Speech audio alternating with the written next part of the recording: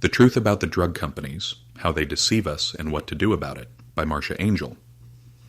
The pharmaceutical industry has often been described as an 800-pound gorilla. And for good reason. It's massive, it's influential, and it often seems to do whatever it wants. But how did it get so powerful? And what does that mean for us, the consumers? Let's start with a bit of history. The watershed year for the pharmaceutical industry was 1980. Before then, it was a good business, but afterward, it became a stupendous one. From 1960 to 1980, prescription drug sales were fairly static as a percentage of U.S. GDP. But from 1980 to 2000, they tripled, reaching over $200 billion a year. And since the early 1980s, this industry has consistently ranked as the most profitable in the United States, by a long shot. So what happened in 1980? Well, a lot. But one of the key factors was a shift in public attitude toward wealth, thanks in large part to the election of Ronald Reagan. Being rich became not just acceptable, but almost virtuous. And the pharmaceutical industry, with its CEOs, quickly joined the ranks of the winners. But it wasn't just about attitude.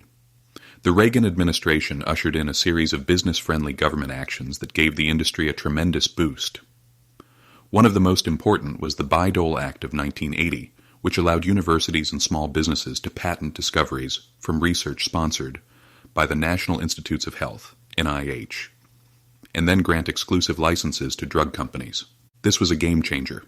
Suddenly, drug companies didn't have to rely solely on their own research for new drugs. They could tap into the vast pool of taxpayer-funded research being conducted at universities and small biotech companies. But here's where things get tricky. While Bayh-Dole was a boon for big pharma and the biotech industry, it's debatable whether it's been a net benefit for the public. Why? Because it created a system where the public pays for the research, and then the drug companies get to profit from it, often at exorbitant prices.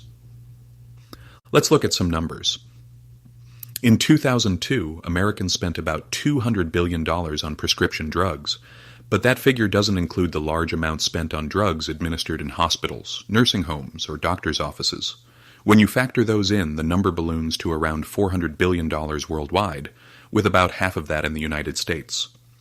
Now, you might think that such a massive industry would be pouring money into research and development, R&D, to discover new drugs. But here's the kicker. The biggest single item in the budget isn't R&D. It's something called marketing and administration, which includes advertising, promotion, legal costs, and executive salaries. In 1990, a staggering 36% of sales revenues went into this category, and that proportion remained about the same for over a decade. That's 2.5 times the expenditures for R&D. So, where do new drugs come from? The truth is, the vast majority of innovative drugs are born from publicly supported research, primarily funded by the NIH and carried out at universities, small biotech companies, or the NIH itself. Big pharma often steps in later, licensing these drugs and then marketing them. In fact, at least a third of the drugs marketed by major drug companies are now licensed from universities or small biotech companies, and these tend to be the most innovative ones. Let's take Taxol, for example, the best-selling cancer drug in history. All of the research on the drug was conducted at, or supported by, the National Cancer Institute, NCI, over nearly 30 years, costing taxpayers $183 million. Bristol-Myers Squibb didn't get involved until 1991, when it signed a cooperative research and development agreement with the NCI. The company's main contribution was supplying the NCI with 17 kilograms of paclitaxel, which it obtained from a chemical company. The rest is history.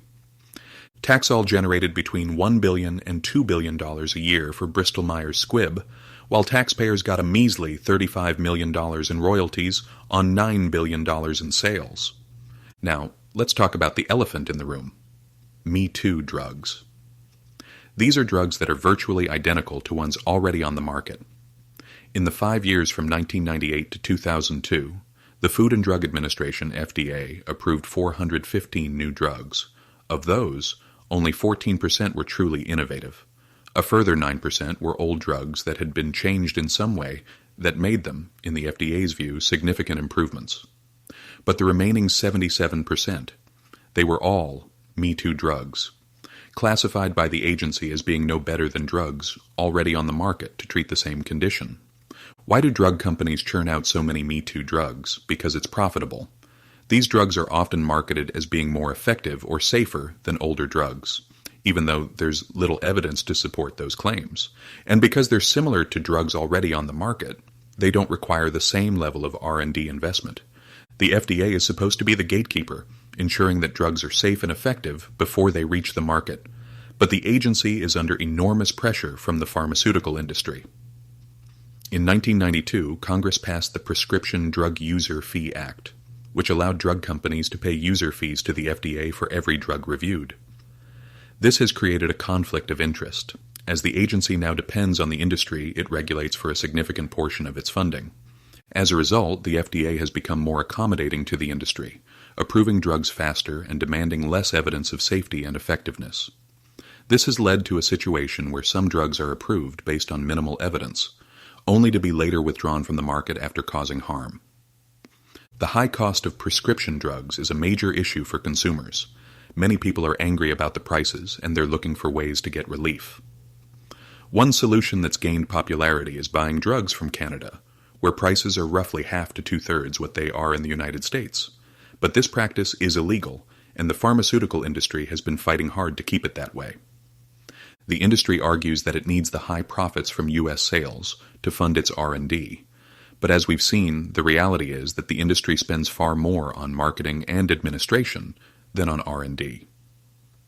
And while price regulation in other countries does cut into profits, it doesn't come close to threatening the industry's ability to innovate. The pharmaceutical industry is at a crossroads. It can continue down its current path, prioritizing profits over public health, or it can reform and become the innovative, patient-centered industry it claims to be. The choice is ours. We, as consumers, need to demand change and hold our elected officials accountable, because at the end of the day, it's our health and our wallets that are at stake. This has been a BrightLearn video from BrightLearn.ai on the book, The Truth About the Drug Companies, How They Deceive Us and What to Do About It, by Marcia Angell.